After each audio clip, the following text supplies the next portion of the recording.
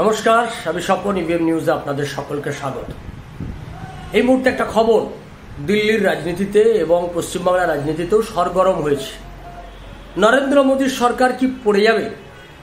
নরেন্দ্র মোদীর সরকার কি থাকবে না? নরেন্দ্র মোদীর সরকার কতদিন চলবে?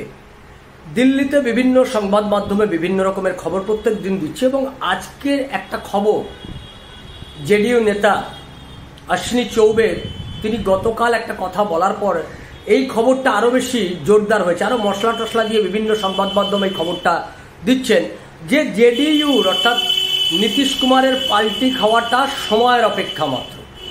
নীতিশ কুমার যে কোনো সময় পাল্টি খেয়ে যেতে পারে। এই পাল্টি খাওয়াটা কেন না, তিনি অশ্বিনী চৌবে যে কথাটা বলছেন, আসলে নীতিশ কুমার অশ্বিনী চৌবেকে দিয়ে হাওয়াটা তোলার চেষ্টা করছেন। মোদী বিরোধী, এনডিএ বিরোধী, বিজেপি বিরোধী হাওয়া তোলার চেষ্টা করছেন। কি বলেছেন নীতিশ চৌবে আমরা সেটা শুনবো, আর সেটার প্রকৃত অবস্থাটা কি হতে পারে সেটা নিয়ে আমরা আলোচনা করব।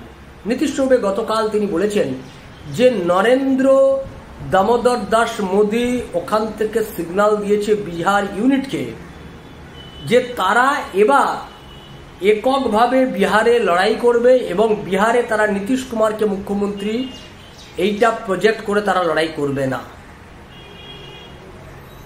বিজেপির একটা প্ল্যান, বিশেষ করে বিহার ইউনিটের একটা প্ল্যান, বিহার ইউনিটকে এই নির্দেশ এসছে যে তোমরা তোমাদের মতো প্রস্তুত হও, নীতিশ কুমারের উপর ভরসা করে এখানে সরকার আমরা চালাবো না, আমরা আমাদের সরকার গড়ব, নীতিশ কুমারকে বাদ দিয়ে সরকার গড়ব। এটা অশ্বিনী চৌবে কোথা থেকে শুনেছেন, কিভাবে শুনেছেন তিনি সেটা পরিষ্কার করে খোলসা করে বলেননি, কিন্তু তিনি এরকম একটা কথা হাওয়ায় ভাসিয়ে দিয়েছেন। আর এই কথাটা হাওয়ায় ভাসানোর সঙ্গে সঙ্গে একটা দাবানলের মতো পাটনা থেকে দিল্লি, দিল্লি থেকে মুম্বাই, মুম্বাই থেকে কলকাতা সর্বত্র দৌড়ে বেরিয়েছে। তাহলে কি নীতিশ কুমার জল্পনা তৈরি করে দিল? নীতিশ কুমার কি তাহলে এবার সত্যি সত্যি এনডিএ ছেড়ে দেবে? নীতিশ কুমার কি এনডিএ ছেড়ে বেরিয়ে যাচ্ছে?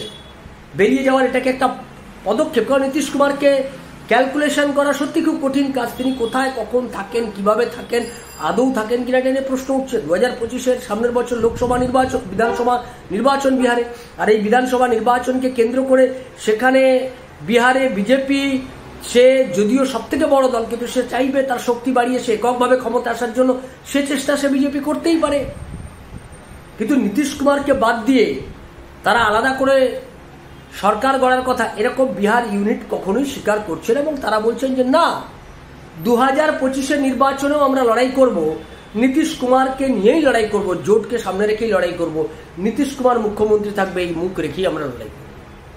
কেউ কেউ বলছে দেখেছেন বিজেপি কত ভয় পেয়ে গেল, এই জন্য বিজেপিকে এই বয়ান দিয়ে আপাতত থামাতে হচ্ছে। নীতিশ কুমার তাহলে কি ভাবছে? নীতিশ কুমার কি তাহলে অন্য কোনো কিছু ভাবছে? তার মাথায় কি অন্য কোনো কিছু ঘুরছে? এ নিয়ে চর্চা চলতেই থাকছে। কিন্তু একটা বিষয় এটা পরিষ্কার যে বিধানসভা নির্বাচনের আগে পর্যন্ত নীতিশ কুমার, অর্থাৎ 2025-এর বিধানসভা নির্বাচনের আগে পর্যন্ত নীতিশ কুমার এই জোট ছেড়ে বেরোতে চাইছে না। কারণ সেটা চাইছে, সেটা জানে যে বিহারে যদি বিজেপিকে সঙ্গে নিয়ে আমি লড়াই না করি তাহলে আমার ফল আবার খারাপ হতে পারে। এমনিতেই জেডিইউ রাষ্ট্রীয় আরজেডি লালু প্রসাদ যাদব, তার ছেলে তেজস্বী যাদবের লোকসভা নির্বাচনের রেজাল্ট খুব খারাপ হয়েছে। বিধানসভা নির্বাচনে আদৌ ফল ভালো করবে কিনা তার কোনো সিওরিটি নেই, কোনো গ্যারেন্টি নেই।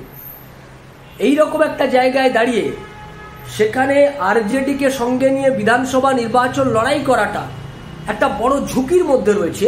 এটা নীতিশ কুমারের থেকে ভালো কেউ বোঝে না, তার থেকে বরঞ্চ অনেক সেফ বিজেপির কাঁধে ভর দিয়ে আমার সিটটাকে বের করে আনা, তারপরে বিধানসভা নির্বাচনের পরে আমি খেলা খেলতে পারি। যদি জেডিইউ ভালো রেজাল্ট কিছু করে দেয় তাহলে জেডিইউর সঙ্গে জোট করে আমি সরকার করে করতে পারি, সেক্ষেত্রে বিজেপিকে আমি ব্রাত্য করে দিতে পারি, এই কথাগুলো প্ল্যানিং করতে পারে। কিন্তু আপাতত যেটা মনে হয়েছে বিধানসভা নির্বাচনের আগেই জেডিইউ পাল্টি খাওয়ার কোনো পরিকল্পনা অন্তত নীতিশ কুমার করছেন বলে রাজনৈতিক, যদিও আমি আগেও বলেছি নীতিশ কুমারকে ক্যালকুলেশন করা খুব সম্ভব এবং নীতিশ কুমার এটা ঠিক, নীতিশ কুমার চলে গেলে যে সরকারটা এনডিএ সরকার পড়ে যাবে ব্যাপারটা তা নয়, এনডিএ সরকারের উপর চাপ বাড়বে এটা নিশ্চিত। নীতিশ কুমার চলে যাওয়া মানে চন্দ্রবাবু নাইডুর উপর দাঁড়িয়ে থাকবে পুরো সরকারটা। চন্দ্রবাবু নাইডু সেখানে আরো অনেক বেশি করে চাপ তৈরি করার সুযোগ পেয়ে যাবে, এগুলো থাকবে। এবং নীতিশ কুমার চলে যাবে না এটা যেমন গ্যারান্টি দেওয়া যায় না, তেমনি বিধানসভা নির্বাচনের আগে নীতিশ কুমারের যাওয়ার সম্ভাবনা খুবই কম বলে রাজনৈতিক চর্চা চলছে। ফলে এই যে অশ্বিনী বাবু তিনি যে বিহারের যে নেতৃত্ব তিনি যে এই কথাটা বললেন তিনি যে এই বয়ানটা দিলেন, এই বয়ানটা দেওয়ার পেছনেও একটা কারণ আছে অনেকে মনে করছেন তিনি এবার লোকসভা নির্বাচনের টিকিটটা পাননি, সে কারণে তার খানিকটা ক্ষোভ রয়েছে, তিনি রাজনীতিতে, বিহারের রাজনীতিতে খানিকটা পেছনের দিকে চলে গেছেন, সে কারণে জেডিইউতে প্রাসঙ্গিক হওয়ার জন্য তিনি এই ধরনের কথা বলে নীতিশ কুমারকে খানিকটা নীতিশ কুমারের কাছাকাছি আসার চেষ্টা করছেন এবং এইখানে তার খানিকটা গুরুত্ব বাড়ানোর চেষ্টা করছেন।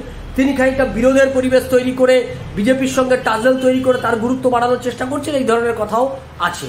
ফলে শেষ পর্যন্ত বিহারের রাজনীতিতে কি হয়, পল্টু রাম তিনি শেষ পর্যন্ত কবে পাল্টি খান সেদিকে গোটা দেশের তো নজর আছে, আমাদের ইভিএম নিউজের নজর থাকবে।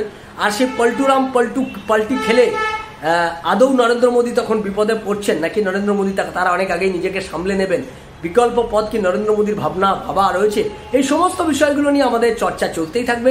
আপনাদের নজর থাকুক ইভিএম নিউজের পর্দায়। ইভিএম নিউজ আপনার কথা বলে। নমস্কার।